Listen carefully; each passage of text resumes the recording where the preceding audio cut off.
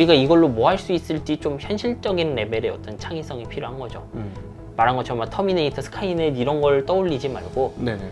지금 요 스마트폰에서 됐으면 하는 거랑 그걸 지금 언어 모델이 해결해 줄 수 있느냐, 저는 생각보다는 많지 않다고 생각해요.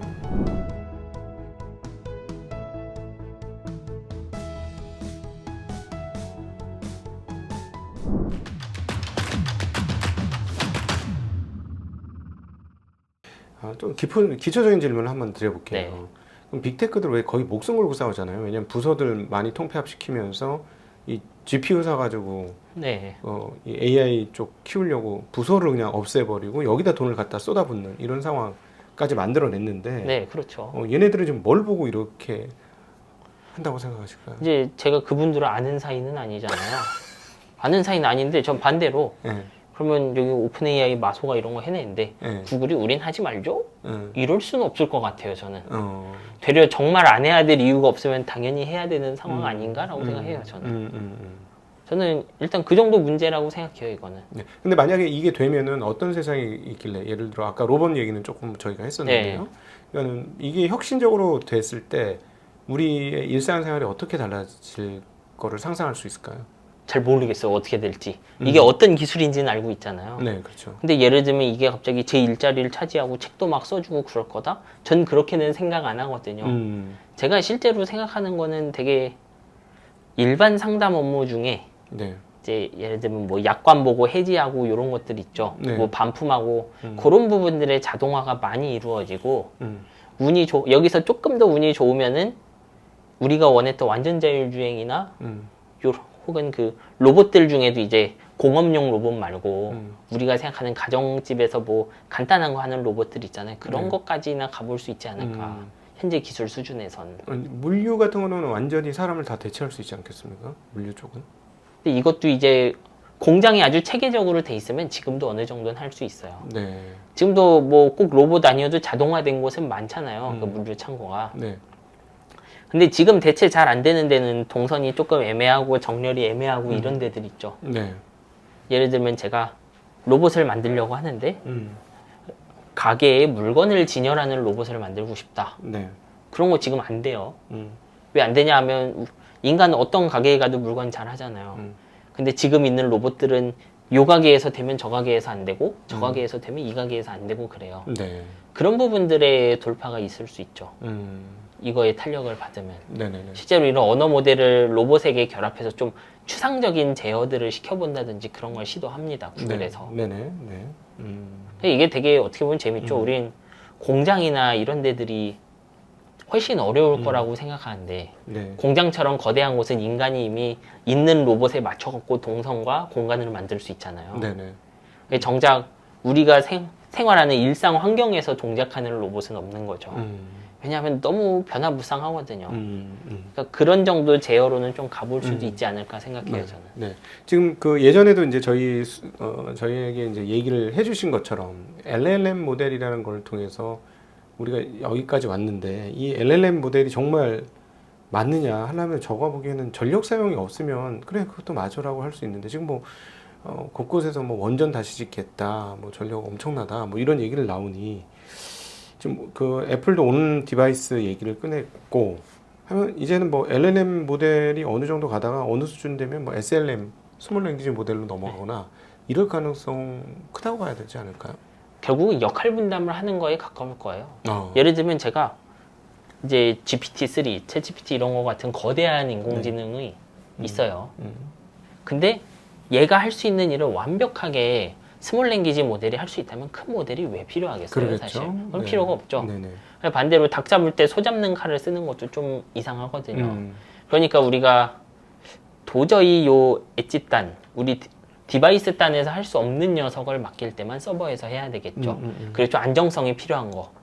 예를 들면 예전에 구글 파이어베이스 뭐 이런 우리 프로그래밍 할 때 쓰는 거 있는데 네. 거기에 그 말하면 글자로 바꿔주는 이런 게 있어요. 네. 얘가 돌아가는 방식이 서버에 보내서 제가 말을 하면 서버에 보내서 글로 이렇게 보내주는 거거든요. 그러니까 얘가 문제가 있어요, 해보면. 스트리밍이 잘 안 돼요. 네. 1분쯤 되면 자동으로 끊겨요, 얘는. 어. 정확하게 되어 있지도 않고. 그냥 제가 이렇게 연속으로 얘기를 하는데 자막을 만들어야 된다고 생각해 보세요. 그럼 서버에 있는 인공지능을 쓰려면 연결이 아주 안정적이어야 돼요. 끊기면 안 되죠. 왜냐하면 도중에 한두 글자 빠지면 이상하게 번역되고 뭐 이상한 글자가 나올 테니까. 네네. 네. 그런 녀석들은 제가 인터넷을 요구하지 않는 이런 그 디바이스 단에서 돌리려고 할 수 있죠. 그리고 그렇게 함으로써 우리는 GPU도 아끼고 서버에 그쵸. GPU뿐만 아니라 이제 P 같은 네트워크 비용 아주 비쌉니다. 그 네네. 데이터 센터. 어. 그것도 아낄 수 있는 거죠. 어. 이제 그런 식으로 역할 분담을 해 나갈 거예요. 아 그러면 네. 네트워크 얘기가 나왔으니까 잠깐 여쭤볼 텐데 사실은 이 인공지능이 이 모든 게 발달하려면 앞서 이제 우리 인간이 만드는 정보의 총량, 컨텐츠가 필요한 거고, 그 다음에 이제 그거를 할 수 있는 컴퓨팅 파워가 필요한 거고, 그다음 그걸 전달할 수 있는 예, 네트워킹 파워가 필요한 건데 지금 네트워킹이 비용이 그렇게 비싸면은 쉽게 뭐 5 진짜 진성 네.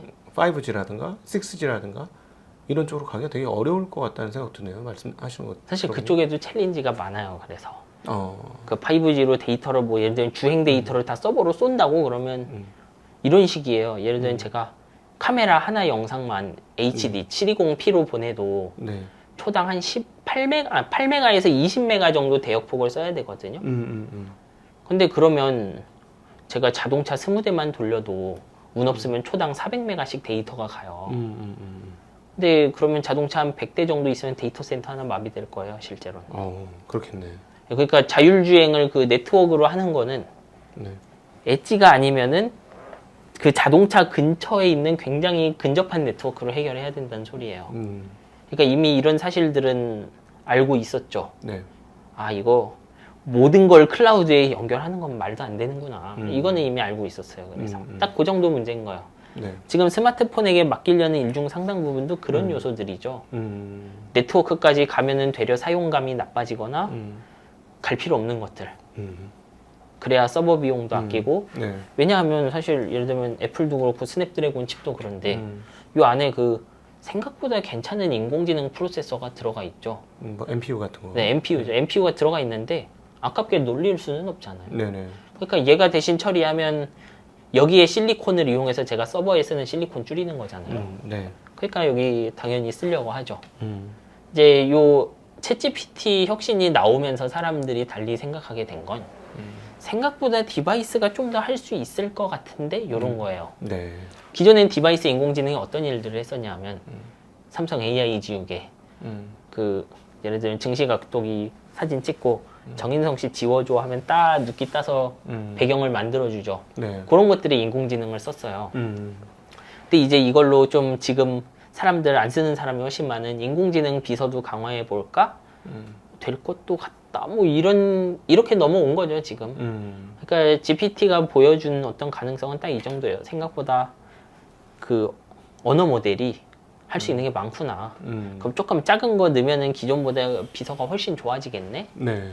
요런 이야기인 거죠, 이게. 그러면은 그 애플이 이번에 이제 챗 GPT AI 오픈 AI하고 손잡으면서 뭐 온디바이스 AI를 만들겠다고 한 게 되게 실용적인 선택이 될 가능성이 있다는 느낌 드네요. 뭐 근데 다들 아는 거긴 하잖아요. 네. 뭐 삼성전자도 당연히 알 거고 예를 들면 중화권 회사들도 우리 스냅드래곤 칩이란 메모리 얼마 써서 패러미터 100억 개짜리 AI 구동시켜봤다 이런 것들을 홍보한다는 걸 알 수 있어요.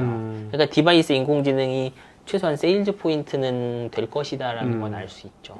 예를 들어 애플이 사실은 제가 제일 불만스럽고 못했던 게 이제 그 비서라고 표현하는 쉬리가 비서 역할 하나도 못하고 말 하나도 못 알아듣고 안 들어와야 될 때 띡하고 들어오고 뭐 방송 그렇죠, 중에 예. 띡하고 들어온다던가 뭐 대답하라고 하는 건 전 그런 정보가 없습니다. 맨날 이런 식으로 얘기하니까 아예 안 쓰게 되더라고요. 이런 것들이 굉장히 개선되면서 온디바이스 영향을 꽤 크게 개선이 되겠죠. 그리고 이 지금 쓰는 GPT 같은 언어 모델들이 좀 컨텍스트라고 하죠. 그 맥락을 많이 넣을 수 있어서 이 디바이스 안에서 제가 했던 최근 액티비티 몇 개를 보면 기존보다는 좀 더 인간이랑 대화하듯이 할 수 있어요.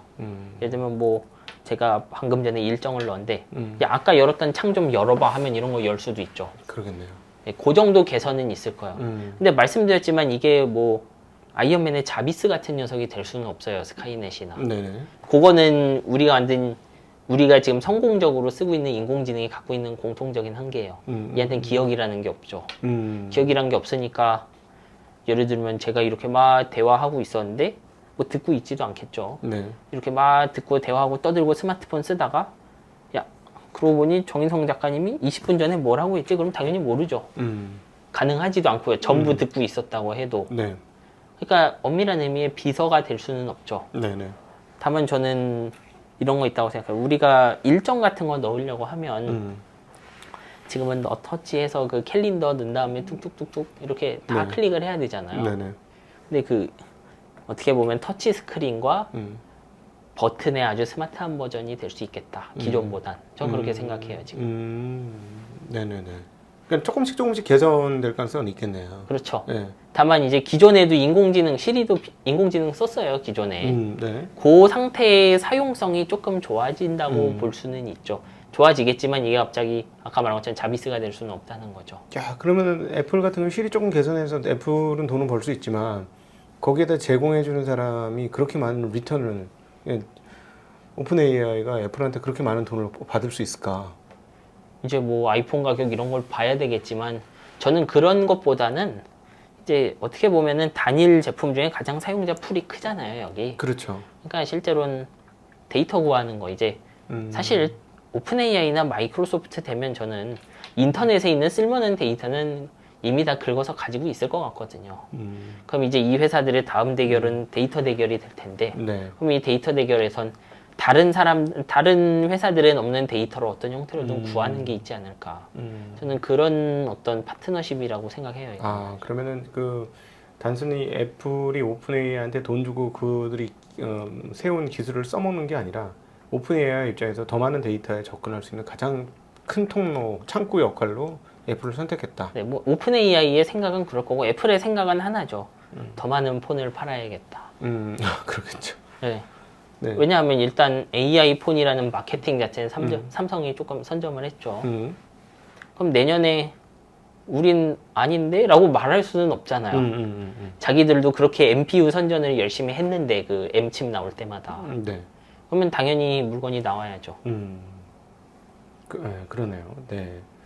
그러면 지금 그러면 AI가 지금 유행처럼 되고는 있는데 아직 성공이라고 평가하기는 조금 이르다 이렇게 보시는 거예요? 저는 이제 앱스토어에 되게 독특한 것들 많이를 검색해 보려고 하는데 네. AI 적용된 앱들 있나 이런 거를 막 많이 찾아봐요. 잠깐 AI는 다양하니까 지금의 유행을 있게 한 언어 모델을 쓴 앱들이 있나, 언어 모델로 개선된 앱이 있나. 네네. 근데 그 인공지능 앱 순위 보면 항상 1등에 챗GPT 있고 그 나머지 순위에 뭐 코딩 앱, 프로그래밍 앱 이런 것들이 있다는 걸 알 수 있어요. 네. 그쪽에 집중되어 있죠, 지금도. 거기서 뜬금없는 녀석이 하나 갑자기 치고 올라와야 뭔가 됐구나라고 생각할 거예요, 저는. 네. 그러면은 이제 오픈의 지금 온 디바이스가 챗 GPT의 도움으로 자리를 잘 잡을 수는 있다 이렇게 보시는 거죠? 오픈 AI의 도움, 무엇이 됐건 이제 작은 언어 모델이 들어가면 되죠. 구글도 제미나이 나노 이런 거, 네. 그 35억 패러미터 이런 것들 다 그러니까 온 디바이스를 고려하고 있어요. 한 용량 2기가, 메모리 용량 2기가에서 8기가 네. 정도 사이로 다 생각하는 것 같아요, 지금. 여기서 말하는 메모리 2기가에서 8기가 디램 용량을 말씀하시는 네, 건가요? 디램에서 잡아먹는 사이즈. 그러면 만약에 저는 하나 궁금한 게 온 디바이스 해가지고 과연 배터리가 남아날까? 그리고 또 하나는 지금보다는 훨씬 많은 메모리가 써야 되지 않을까? 이번에도 보면 저 애플 15 프로 네네. 이상에서 쓴다고 하니까 프로하고 그렇지 않은 것의 차이 중에 가장 강력한 차이는 디램을 8기가 쓰느냐 그렇지 않느냐 네, 그렇죠. 이 차이더라고요. 이제 이 친구들 그 논문을 보면 대충 어느 정도 사이즈의 AI를 쓰고 싶은지 네. 우리가 추정은 해볼 수 있죠. 보면 얘들이 그 돌린 거 보면 보통 70억 패러미터, 60억 패러미터, 67억 패러미터 이래요. 네. 이게 우리가 데이터를 어느 타입으로 뭐 양자화라고 하는데 어떻게 넣냐에 따라 다르지만 네. 그러면 메모리를 구동할 때 3.5기가에서 한 4기가 정도 쓴다고 생각해야 돼요. 근데 정확하게 제가 본 논문은 플래시 메모리도 써서 좀 절약할 수 있지 않아? 이런 내용인데 네네. 일단 생각하고 있는 AI의 크기는 그 정도라고 봐야 되겠죠. 그러니까 당연히 메모리가 6기가 아래면은 뭐 아예 쓸 수도 없는 거고요. 네. 메모리가 부족하니 못 쓴다고 봐야죠. 그럼 메모리가 많이 늘어날까요 앞으로? 그거는 이제 얘들이 얼마나 쓸모 있냐에 따라 다르죠. 일단은 처음에는 메모리를 꽤 넣긴 해야 될 거예요. 왜냐하면 네. 일단 진입은 해야 되잖아요. 그러려면 구동이 돼야죠. 구동이 안 되면 소용없으니까. 이 AI를 구동할 만큼의 메모리는 마련을 해줘야 될 거예요. 그게 최소 8기가라 보시는 거예요? 8기가, 12기가 뭐 그럴 거예요. 이제 지금 넣는 인공지능이 예를 들면 제미니 나노 정도 크기다. 네. 오픈 AI에서도 그 정도 받아왔다고 하면은 메모리를 작게 쓰면은 2기가, 조금 크게 쓰면 4기가, 8기가 정도 필요해요. 네. 근데 2기가짜리로 이렇게 2기가로 줄여서 쓴다고 해도 이게 메모리 6기가에서 좀 다른 앱이랑 구동하기는 간당간당할 거예요. 그렇죠. 8기가는 넣어줘야 되지 않을까요? 그러니까 예를 들어서 화면 여러 개, 앱 여러 개 예. 구동시키면 뭐 여러 이렇게 당겨 보면 여러 그렇죠. 앱들이 있는데 만약에 AI를 구동하면 배터리가 그냥 전력 소모가 되든가 아니면 이걸 많이 못 띄우겠네 화면을요. 정확하게 그냥 AI가 구동되면 배터리는 계속 쓰는 거고 얘는 네, 네. 이 제가 돌려야 할 프로그램이 메모리에 딱 안 들어가면 구동이 안 됩니다. 그냥. 네, 다른 앱들도. 예. 이제 그거 플래시랑 같이 구동하려고 연구하는 것 같긴 한데 이제 그런 식으로 하려면 최적화를 너무 많이 해야 되는데 시장 빨리 변하면은 그런 건 나중에 해야지. 지금은 일단 D램 사서 넣는 게 제일 좋은 선택이라고 생각해요, 저는. 그럼 역대급으로 이번 애플 9월달 이후에 출시될 새로운 16 버전은 메모리 증량이 상당히 크게 나오겠네요. 그래도 뭐 만들고 있었던 거면 크게 바꾸긴 힘들겠죠. 근데 일단 기존 안드로이드 플래그십보다 조금 낮은 정도로 나오지 않을까 생각은 해요, 제가. 어차피 안드로이드는 한 2빌리언, 3빌리언 정도는 돌릴 수 있어요, 지금도. 네네네. 8기가, 12기가 정도면 돌려볼 수는 있죠. 근데 이제 그렇게 했더니 좀 괜찮네. 더 큰 인공지능 넣을까가 돼야 요 인공지능으로 인한 메모리 용량 상승이 트렌드화 되겠죠. 네네네. 그러면 재미를 보면 늘리겠네, 메모리량을. 그렇죠. 네. 이것 때문에 판매도 잘 되고 이제 사람들이 욕을 하는 거죠. 아, 인공지능을 더 해보고 싶었는데 이게 이 정도 길이밖에 못 알아듣더라. 예를 들면 나는 뉴스 요약을 더 길게 했으면 훨씬 많이 썼을 것 같다. 그럼 메모리 용량 늘려야죠. 늘리고 더 좋은 인공지능 넣어야죠. 결국 사용자 경험이랑 어플리케이션이 중요해요. 네네네. 이거 어떻게 보면 우리가 보는 모든 디바이스가 그래요. 네네네. 그러면은 지금 서버 단에서는 엔비디아가 승자였는데 네. 온 디바이스로 가면 승자가 바뀔 수도 있겠네요. 온 디바이스는 여기저기 승자가 있는 형태죠. 네. 왜냐하면 어차피 지금 요 스마트폰 NPU 시장은 요 스마트폰이라는 녀석의 특징은 요 반도체랑 완제품 기기가 꽤 밀접하게 연관돼 있다는 거죠. 그렇죠. 그리고 크기가 아주 컴팩트하기 때문에 여기 옆에다 내가 엔비디아 NPU를 준다고 해서 칩 하나를 더 꽂을 수는 없다는 거예요. 그러니까 이쪽은 엔비디아가 어차피 들어올 수는 없는 지역이죠. 스마트폰 쪽은. 네네네. 그리고 나머지 엣지 영역 중에는 엔비디아가 들어와 있는 영역도 있어요. 제슨 시리즈. 이 엣지 영역 중에 자동차라든지 일부 산업용 제어에는 엔비디아 칩이 실제로 들어갑니다. 네. 있어요. 팔고 있죠. 그 지금 학습용 GPU보다는 조금 전세대 공정으로 만들고 있는데 이제 그런 칩들이 있으니까 사실 엣지 영역에도 엔비디아 있다고 할 수 있죠. 네네. 이게 절대적인 승자가 될 거냐. 사실 그 회사가 1년에 버는 돈이 올해 뭐 60조, 70조 벌 거라는데 순이익으로. 네. 뭐 설계를 하려면 할 수는 있겠죠.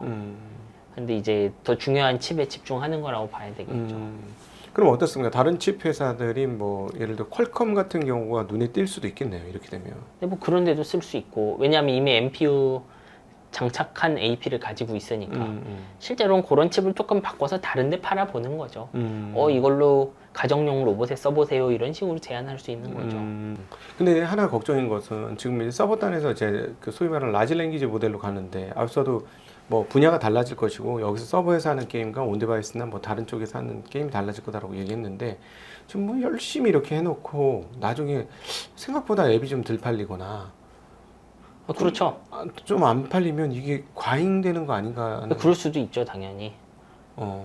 당연히 일어날 수 있는 일이에요. 제가 말씀드렸지만 계속 이렇게 주가 오르고 그 빅테크들의 투자는 늘어나고 있는데 이제 예를 들면 제가 하는 어떤 일들에선 GPT 3, 3.5, 4가 큰 차이가 없어요. 저는 그렇게 써요. 네. 저의 지금 일들의 생산성을 더 높일 방법이 안 떠올라요. 그 좋은 AI들로. 저 같은 사람들이 많아진다고 해보죠, 일하면서. 네. 그럼 어떡할 거냐 이거예요. 그러면 이미 우린 GPT-3랑 3.5는 학습시킬 줄 알잖아요. 기존 GPU로도 할 수 있죠. 네. 그러면 그 후엔 신규 투자 안 하겠네요. 계속 새로운 게 뭔가가 되어야 하는 거예요. 그러니까 그런 게 안 나오면 당연히 말씀하신 일이 일어날 수 있어요. 이제 저는 되게 멋있는 기술도 많이 받고 로봇 이런 데 가능성도 봤는데 그래서 언어 모델 들어간 앱은 왜 이렇게 적지? 이런 게 약간은 마음에 걸리는.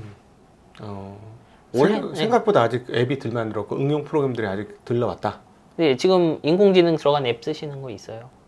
저는 이제 그 뭐 예를 들어 제미나이라든가 뭐 예, 퍼플렉서티 그러니까 이런 그냥 정도 쓰죠. 언어 모델 쓰는 거잖아요. 언어 모델 그 자체를 쓰고 있을 뿐이죠. 음. 해줬으면 좋겠는데 안 되는 것들이 있나요? 여기서? 아, 저는 좀 그 알아서 그냥 쉽게 얘기하면 예를 들어 영어 이렇게 쭉 읽어서 긁어서 읽어오면 그냥 바로바로 번역도 해줘 안 해도 번역해주고 뭐 그러면 되게 편할 것 같긴 해요. 아예 그렇게 안 시켜도 하는 걸 원하죠.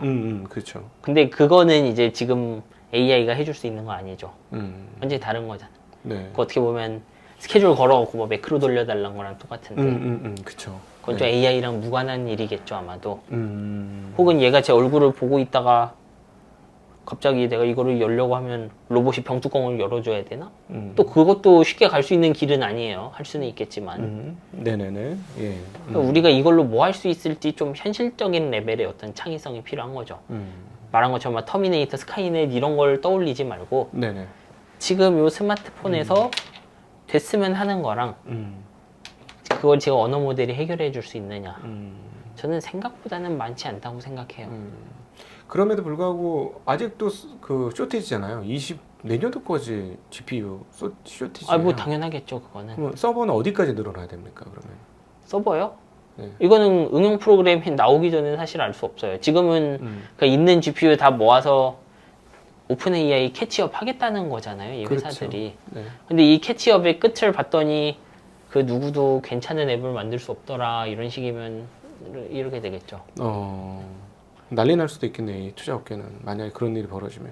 근데 아마 다들 네. 생각은 하고 있을 거예요, 다들. 이럴 수도 있겠구나. 야, 갔는데 아무것도 없네. 뭐 돈 벌 게 아무것도 없네. 이러면은 골치 아파지는 거죠. 그러니까 또 어떻게 보면 이것도 오픈 AI가 뚫어갈 비슷한 형태의 그 혁신이 필요한 거죠. 네. 어떻게 보면 반도체 혁신 끌고 간 걸 지금 엔비디아를 리더에 올려놓은 거는 오픈 AI잖아요. 그렇죠. 오픈 AI도. 그 오픈 AI도 어떻게 보면 저쪽에 앱 개발사 중 하나가 끌고 가줘야 되는 걸 수도 있어요. 왜냐하면 오픈 AI는 그냥 언어 모델을 만들 뿐이잖아요. 그렇죠. 그럼 자기들 만든 플러그인이랑 언어 모델로 스마트폰 자체를 어떻게 보면 뒤집어 놓을 앱을 누가 하나 만들면 그러면 오픈 AI의 사용이 확 늘어나는 거죠. 네네. 재민이 썼더니 좀 그런데 오픈 AI 거 챗GPT 쓰면 잘 되더라 우리 앱이. 그렇게 되면 갑자기 오픈 AI도 사용료 매출이 확 늘어나겠죠. 지금 오픈 AI 매출이 연 2조, 3조 그럴 거예요 아마. 네.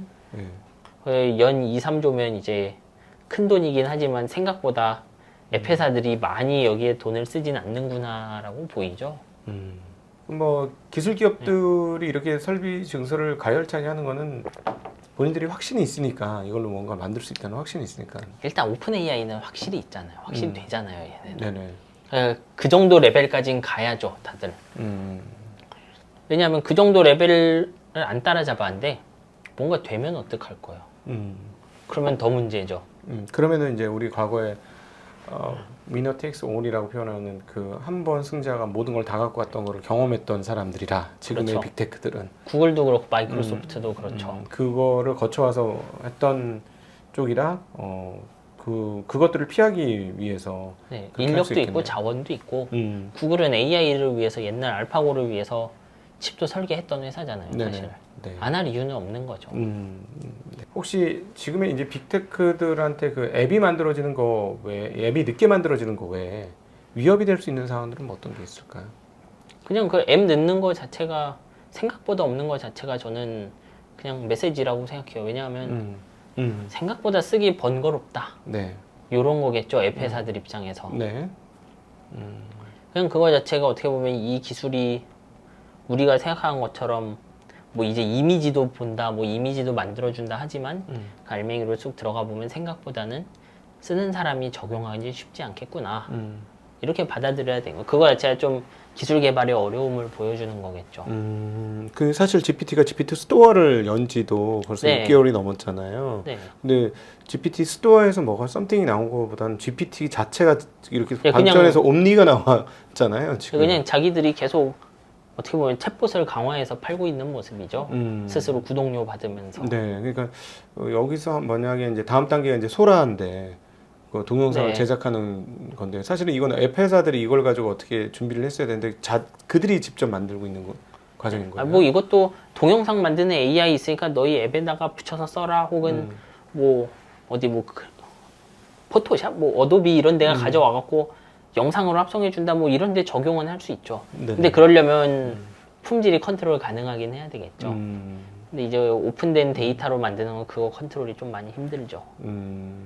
보면 되게 괴악한 물건도 많이 나와요. 어떤? 그러니까 그 영상을 합성했는데 자연스럽지 않고 막 사람이 뒤에서 쓱 소멸하거나 걸어오던 동물이 갑자기 사라지거나 이런 경우도 많죠. 네네. 그러니까 요것도 좀 많이 발전을 해야 돼요. 근데 그쪽으로 발전하는 게 이제 제 생각에는 생각보다는 쉽지 않아요. 왜냐하면 지금 학습시키는 방식 자체가 인터넷에 있는 데이터 대규모로 끌어갖고 그냥 막 넣는 방식인데 네. AI의 학습은 인간이 학습하는 거랑은 많이 다르거든요. AI는 예를 들면 사람은 영상을 만들었는데 뒤에 걸어오던 사람이 걸어오던 사람 사라져. 왜 걸어오던 사람이 다음 프레임에서 사라졌냐? 라고 막 가르치겠죠. 선배가 이제 후배 영상 제작자한테. 네. 근데 AI 학습은 그렇게 시킬 수가 없어요. 그러니까 수많은 데이터를 보면서 뒤에 사람이 걸어오고 있었으면 계속 와야 된다라는 걸 느끼길 바랄 뿐이에요, 실제로. 이제 그런 걸 하기 위해서 옛날에 데이터 라벨을 많이 했어요. 네. 이제 라벨링이 되어 있으면 좀 할 수 있죠, 그런 거.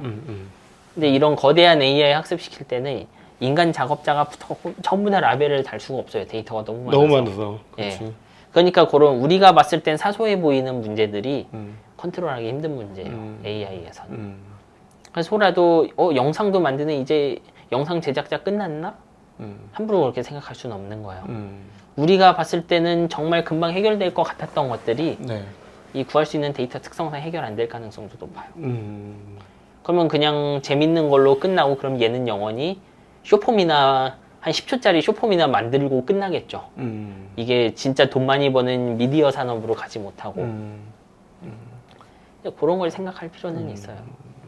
근데 많은 분들이 지금 공포감을 많이 느끼기도 해요. AI가 이제 들어오게 되면은 내 직장 다 잃는 거 아니냐, 많은 그런 네. 공포에 막 부들부들 떠시는 분들이 있는데 그런 상황이 이제 당면하게 될 직업이 있고 그렇지 않을 직업이 있을 것 같은데 네. 그럼 뭐를 준비하면 좋을까? 이것도 한번. 저는 진짜 의미로 확 소멸할 직업은 없다고 생각해요. 그냥 네.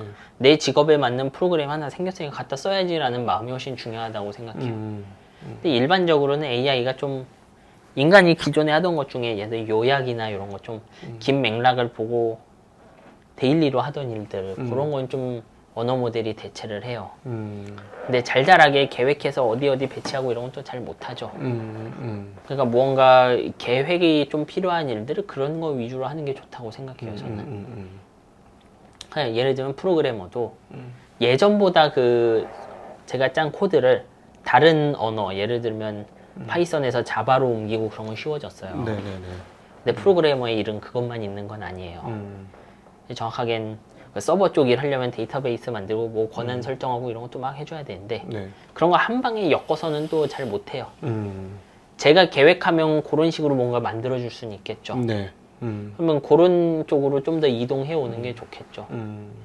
왜냐하면 우리가 인공지능을 어떻게 보면 일하는 사람이라고 생각하면 좀 부하 직원인데 기억력이 없는 부하 직원이라고 생각하고 네. 직원 하나 더 생겼네라는 마음으로 일하면 된다고 생각해요. 네. 그러면 이제 오픈 AI와 그다음에 서버 AI의 등장, 그다음에 온 디바이스로 넘어가는 이 모든 과정에서 과연 인간이 개인의 창의성을 지키면서 이 AI 시장을 두려워할 게 아니라 잘 이용하기 위해서 어떤 자세 필요하다고 생각하시는지. 저는 사실 그냥 써보면 현실적으로는 영어 공부하는 게 좋겠습니다. 지금 코파일럿에게 네. 영어로 질문하고 한글로 질문을 해보시면 알 수 있어요. 맞아요. 데이터 양이. 왜냐하면 영어 데이터가 양도 많고 네. 질도 좋아요.